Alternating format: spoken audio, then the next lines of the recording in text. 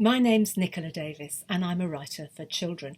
I'm talking to you from my studio, which is above my kitchen, in Pembrokeshire, and the wind is howling outside, so you'll probably hear that in the background as I'm speaking to you. I've written lots and lots of books, but I'm often asked which is my favourite. Now, it's a bit like asking a mum who their favourite child is. Of course, mothers don't have favourite children.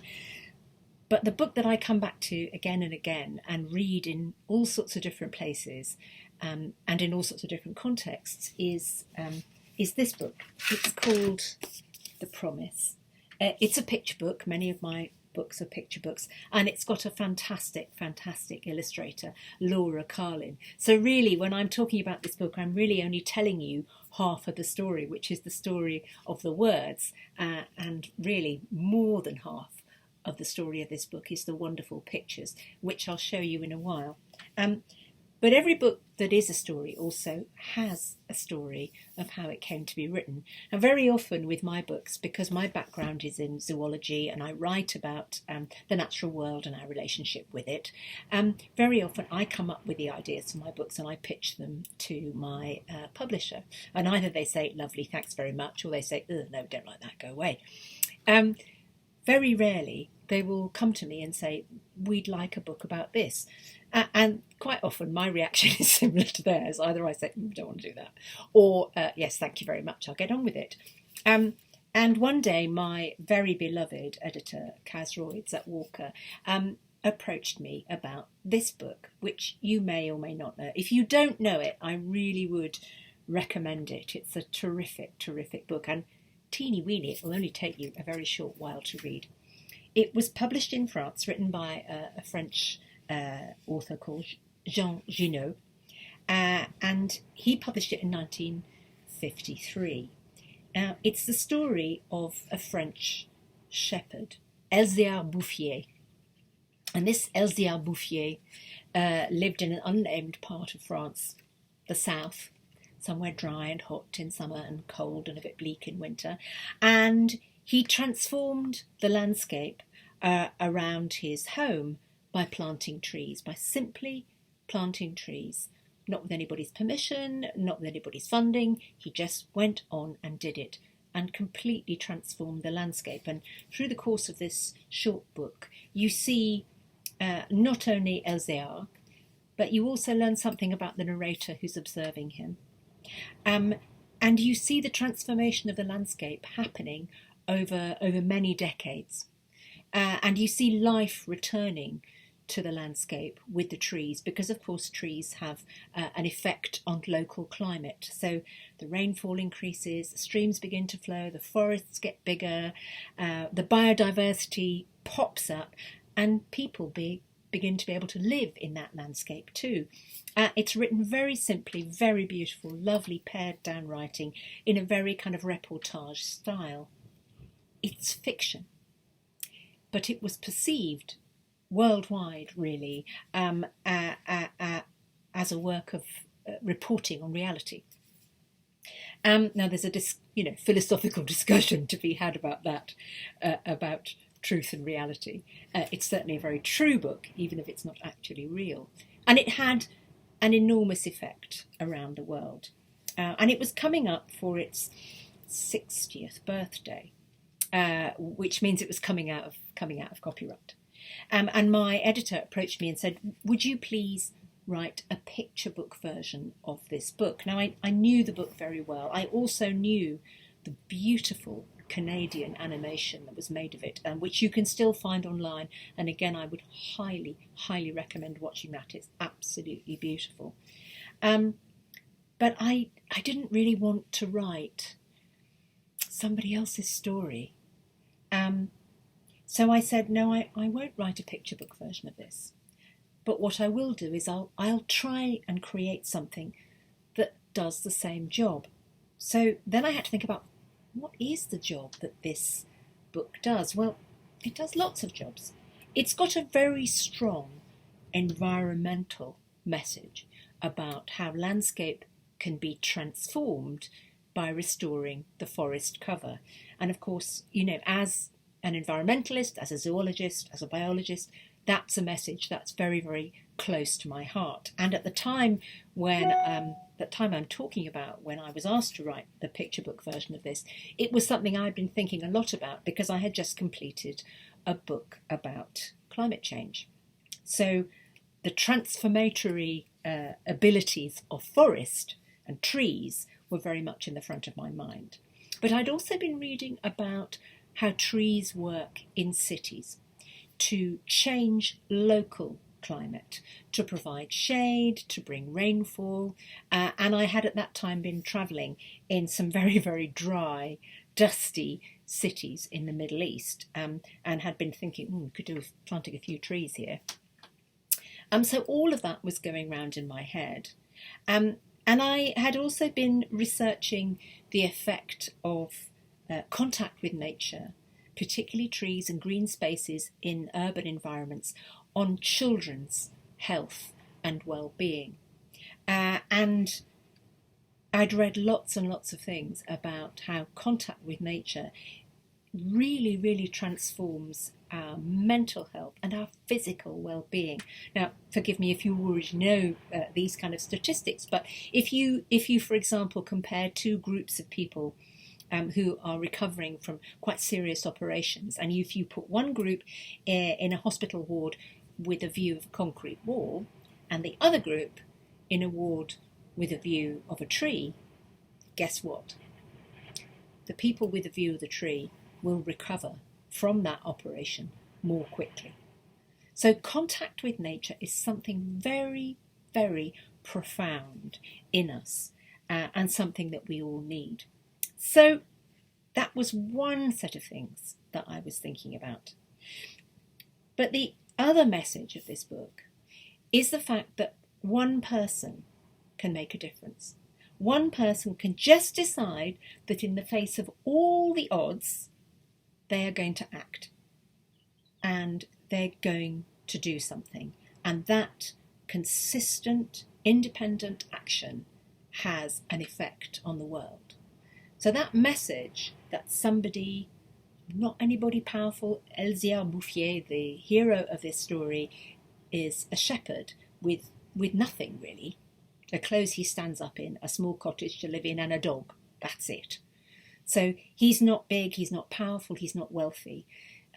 He's not a politician, he's not a leader of any sort. But his decision and his ability and resolve to act upon it transforms the world around him.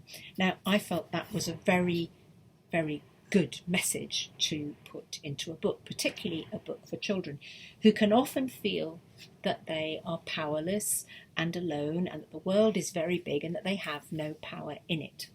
Now, my other motivation in writing my version of this story was that I meet a lot of children. Well, when I'm not in lockdown, I do. All sorts of kids all around the world, and I quite often meet children who are having a really rotten time, whose grown-ups are not performing brilliantly, and as a result the child is having a bad experience of childhood. And I really wanted to put a child like that, a child who was having a really bad experience of childhood, at the heart of this story, to give kids hope, to say you won't always be a child, you won't always be powerless. Things can change, you can change, and you can change the world. And it was very, very important to me to put that message over. So what I'm going to do now is I'm just going to read this book to you, and you can see if I manage to do the job. I will show you some of the pictures, but I do recommend getting hold of a copy and looking at Laura Carlin's extraordinary, clever, subtle, information, message-rich, emotion-rich pictures. She is truly a genius. So the narrator of this story is this child on the cover. You can see on the cover has acorns in her hand, and acorns have a very important part to play in this story. Okay, so when I was young, I lived in a city that was mean and hard and ugly. Its streets were dry as dust, cracked by heat and cold, and never blessed with rain. A gritty yellow wind blew constantly, scratching round the buildings like a hungry dog. Nothing grew. Everything was broken, and no one ever smiled. The people had grown as mean and hard and ugly as their city. And I was mean and hard and ugly too. I lived by stealing from those who had almost as little as I did. My heart was as shriveled as the dead trees in the park. And then, one night, I met an old lady down a dark street. She was frail and alone, an easy victim. Her bag was fat and full, but when I tried to snatch it from her, she held on with the strength of heroes. To and fro we pulled that bag, until at last she said, "If you promise to plant them, then I'll let go." What did she mean? I didn't know or care. I just wanted the bag, so I said, "All right, I promise." She loosened her grip at once, and she smiled at me. I ran off without a backward look, thinking of the food and the money in the bag. But when I opened it, there were only acorns. I stared at them, so green, so perfect, and so many, and understood the promise I had made. I held a forest in my arms, and my heart was changed. I forgot about the food and the money, and for the first time in my life I felt lucky, rich beyond my wildest dreams. I slept with the acorns for my pillow, my head full of leafy visions, and in the morning I began to keep my promise. I planted beside roads, on roundabouts, among rubble, ruins and rusty railings, by train tracks, tram lines and traffic lights, in abandoned parks and gardens laced with broken glass, behind factories and shopping malls, at bus stops, cafes, blocks of flats. I pushed aside the mean and hard and ugly, and I planted.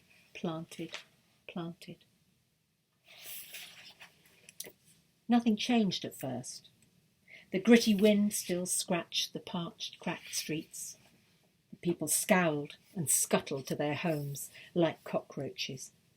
But slowly, shoots of green began to show.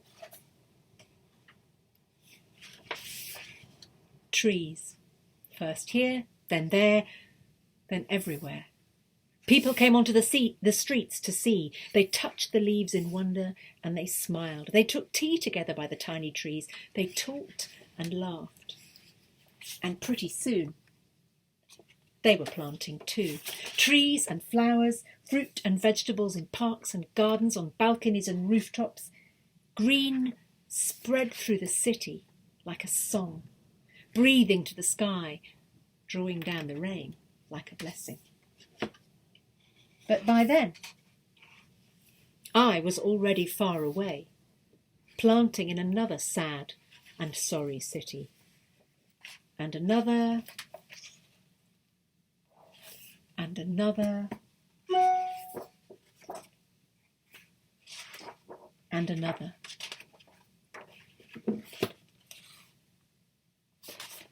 And then last night, in a lonely alley, a young thief fought me for my sack of acorns. I smiled and made the old bargain, knowing how a heart can change, knowing that my planting will go on.